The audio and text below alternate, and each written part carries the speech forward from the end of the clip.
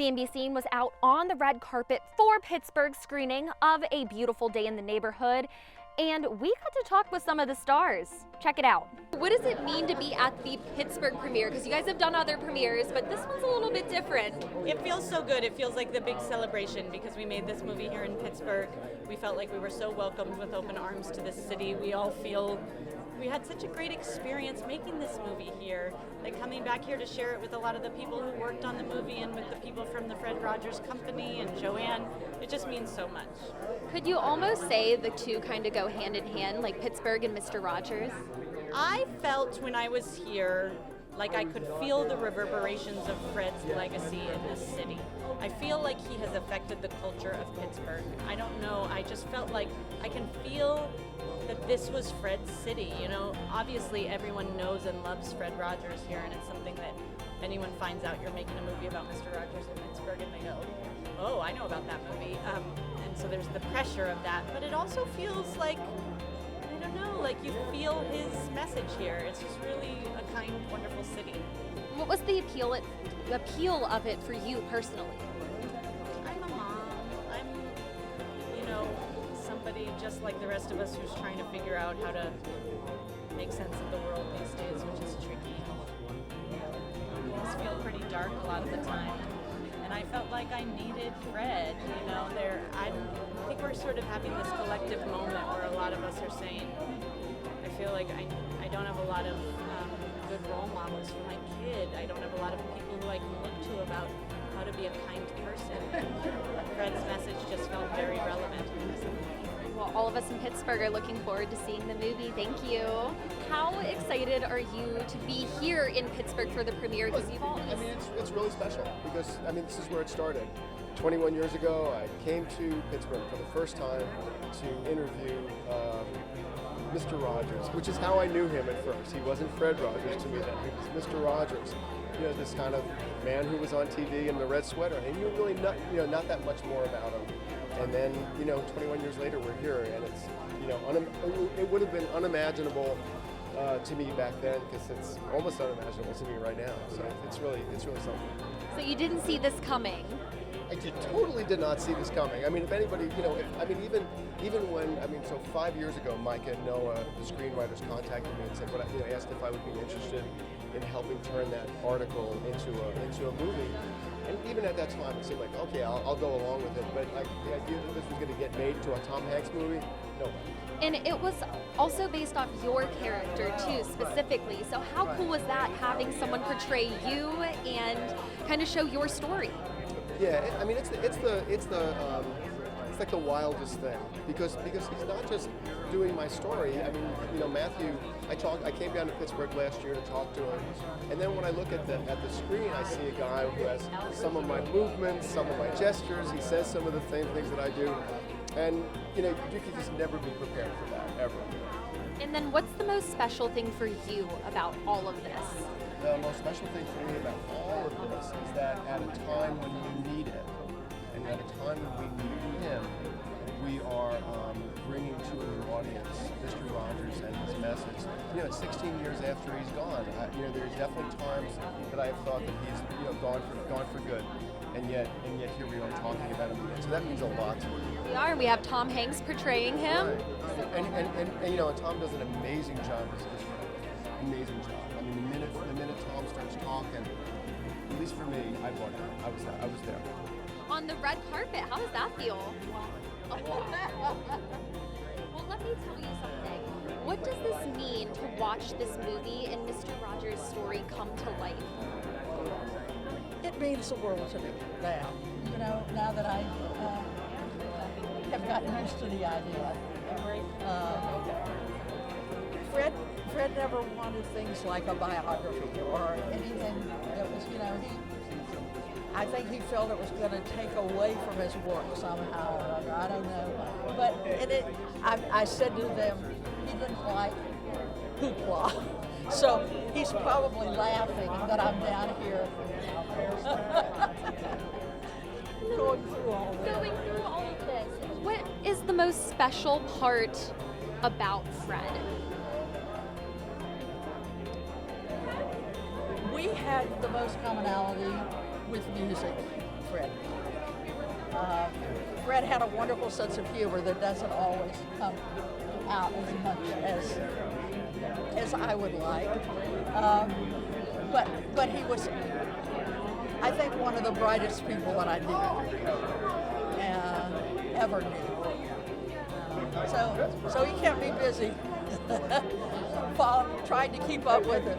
Kept you busy, and how would he feel about you being down here today, like supporting him, seeing Pittsburgh and the whole world, because you have Tom Hanks playing him. This is just blown up, and now future generations are going to see him. I think it's wonderful. I think it's wonderful. It's a big addition to his legacy. Huge. It means that there's name recognition now where there wasn't so much before. That means that the people out at the Rogers Center in Latrobe will have an easier time raising funds to keep that work going. So we're very grateful, all of us. What do you hope people take away from this? Good question. Mostly I just hope they'll enjoy it. But I love a movie that makes me take it with me when I leave the theater and think about it. I like to be able to really think about what I just saw. And I think that this movie will do that for people.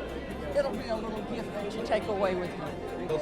How has this, specifically A Beautiful Day in the Neighborhood, differed from any other script that you guys have worked on?